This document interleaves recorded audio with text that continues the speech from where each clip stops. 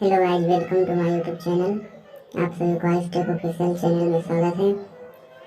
इस वीडियो के थंबनेल से समझ में आ ही गया होगा कि आज मैं किस चीज़ के बारे में बताने जा रहा हूँ। इसीलिए फर्स्ट ऑफ ऑल सेटिंग में जाएं। सेटिंग में जाने के बाद नोटिफिकेशन के बाद पॉपअप स्टाइल में, उसके बाद ब्रीफ में जाने के बाद एड्ज लाइटिंग स्टाइल में। यहाँ पर आपको स्टाइल एक यूज करना है, जैसे कि इट मीन्स ये वाला है। इसके बाद इसमें कलर चूज करना है, या तो फिर ऑटो रहने दीजिए या तो कलर। उसके बाद फिर ये तो हो गया। यहाँ पे ऐप्स यूज करना है, कौन सा ऐप में ये नोटिफिकेशन का लाइट रहना चाहिए, तो आप सब यहाँ से चूज कर सकते हैं। थैंक यू गाइस को देखने के लिए।